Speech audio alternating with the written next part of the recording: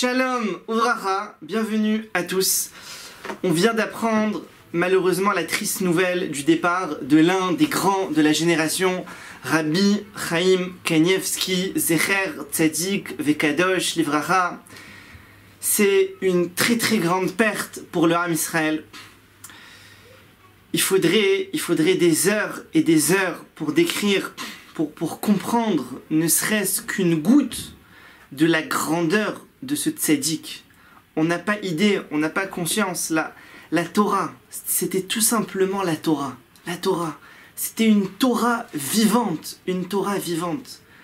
Tous les ans, il finissait avant Pessah, il finissait Talmud Babli, Talmud Yerushalmi, et encore énormément d'autres livres. On n'a pas conscience. Le chasse, il était déroulé devant lui, devant ses yeux. Toute la Torah. Les gens, ils allaient à sa porte, du matin au soir, ils recevaient des gens, ils répondaient à toutes les questions. On n'a pas conscience. L'assiduité. Toujours étude, sur étude, sur étude, sur étude, sans jamais se lasser de l'étude de la Torah, toujours encore. Shmirat Hadibur, le Rav, il faisait très attention. Rabbi Chaim Zichrono Livracha, il faisait très attention à la parole, à ne pas parler en vain. Comme les gens qui allaient chez lui, alors ils savent que quand il donnait sa bracha, alors ces dernières années, c'était devenu bois. Bois, ça veut dire bracha ve hatzlacha. Même pour économiser ces lettres, il disait pas bracha ve hatzlacha. Il disait boua en abrégé. Chaque mot, il était compté. Chaque mot, il faisait attention. À quel point on doit apprendre de lui. On doit nous aussi faire attention à nos mots. On doit faire attention à nos paroles. On doit se renforcer dans l'assiduité de la Torah. Il faut être assidu, commencer à l'heure, rallonger, encore, augmenter dans l'étude. Parce que quand Tzadik il s'en va de ce monde, alors les midotes qu'il a laissées derrière lui, on doit les reprendre. On doit reprendre le flambeau, chacun il doit reprendre un petit peu. Là c'est un flambeau qui est immense. Alors si chacun il reprend un petit peu, et ben ça continue comme ça, c'est le Ham Israël.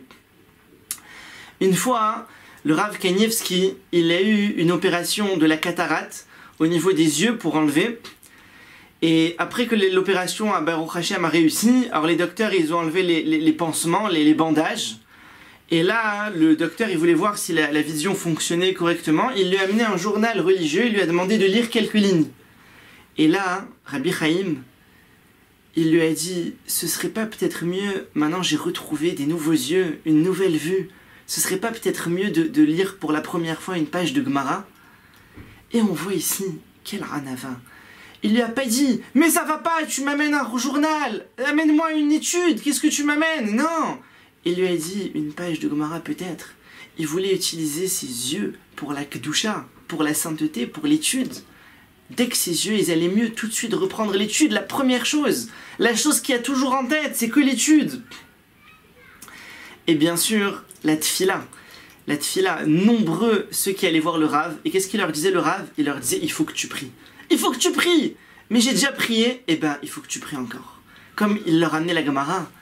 La Gemara, elle dit dans Masechet Brachot, Daf, Lamed Bet, Amoud Bet, Rabbi Chama, Berabi Chanina.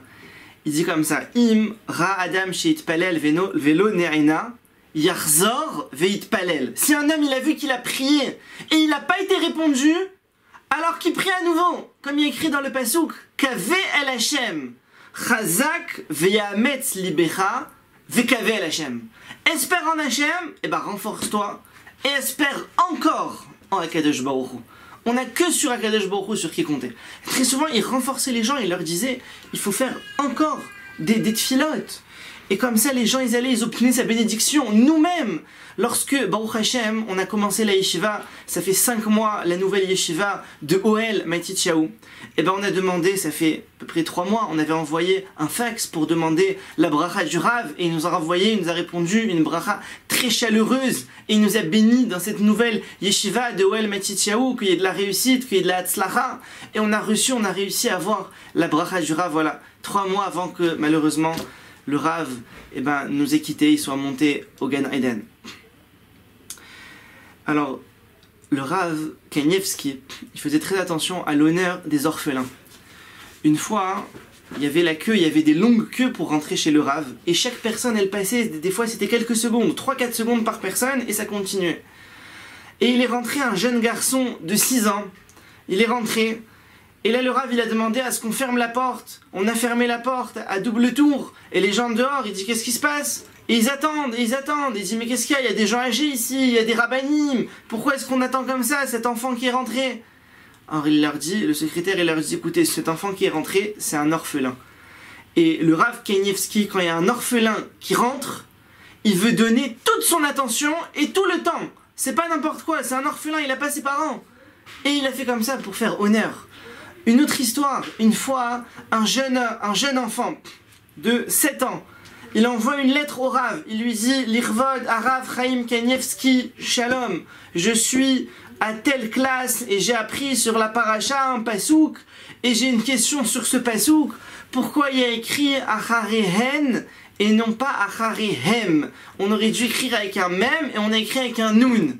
Et j'ai posé ma question à mon moré, à mon Rav dans ma classe, mais il n'avait pas de réponse à me donner, donc je me tourne vers vous. » Et le Rav il lit ça, et il lit la lettre à son secrétaire, il lui dit « Je suis embêté parce que je peux lui répondre une réponse technique grammaticale, donc dans la grammaire en hébreu, mais à cet âge-là, il va pas comprendre. » Alors le secrétaire, il lui dit bah, « Qu'est-ce qu'il y a? On lui répond pas, c'est pas grave, on passe à la prochaine lettre, il n'y a pas à s'attarder. » Alors le Rav lui dit « Mais toutes les lettres que j'écris, toutes les réponses que je donne aux gens, c'est pour renforcer les gens. Des fois, je sais pas s'ils se renforcent ou pas.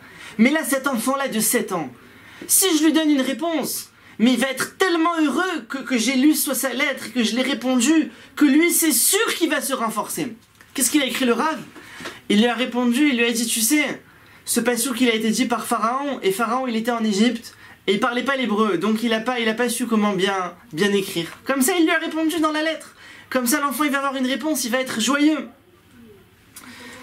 Alors, il faut savoir, quand on voit maintenant un tzaddik, un des Gdolador qui est parti, il faut savoir qu'on va tous partir un jour. Et donc il faut bien prendre conscience qu'on n'est pas dans ce monde-ci pour toujours. Comme la Gemara elle dit dans Maseret Brachot Dafhe, Le'olam yargiz adam yetzer atov al yetzer hara. Il faut toujours aiguiser le bon penchant sur le mauvais penchant. Et des fois pour l'aiguiser, eh ben, il faut dire au mauvais penchant, il faut dire on n'est pas dans ce monde pour toujours. Donc ça ne sert à rien juste de manger, de boire, de profiter de ce monde, hein, de dormir, de traîner. Il faut se prendre en main. Et donc il faut savoir qu'on n'est pas là pour toujours. Voilà, même les grands tzadikim, eh ben, ils partent un jour ou l'autre, tout le monde part. Comme ça, Kadosh Baruch Hu, il a voulu. Et nos sages, ils nous disent que la mort du tzadik, elle est mechaber. Ça veut dire quoi? Ça veut dire que quand un tzadik, il s'en va de ce olam hazé, de ce monde-ci, eh ben, c'est pour annuler des décrets très durs. Alors c'est possible que maintenant, il y avait des décrets très graves, très durs, peut-être des guerres, on entend des choses, des guerres. Alors peut-être que maintenant, la mort du tzaddik, elle va annuler tous ces mauvais décrets sur le Ham Israël. Et c'est incroyable de voir que le Rav Kanievski, il est niftar le jour de Purim. Et le jour de Purim, on dit que Purim, c'est comme Yom Kippour. Parce que Yom Kippour, c'est Ke Purim. On nous dit le jour de Kippour, il est comme Purim. Pour nous dire la grandeur du jour de Purim. Et partir un jour comme le jour de Purim, c'est quelque chose d'extraordinaire, c'est quelque chose d'incroyable, c'est un très grand mérite. Alors Yehi Ratson, que le mérite du Rav Kanievski puisse nous assister et puisse son mérite nous aider à nous renforcer, qu'on puisse prendre de ce que lui, il a fait, prendre exemple sur lui. Tevorechu, Mipia Elion, soyez bénis de la bouche d'Hachem, à bientôt.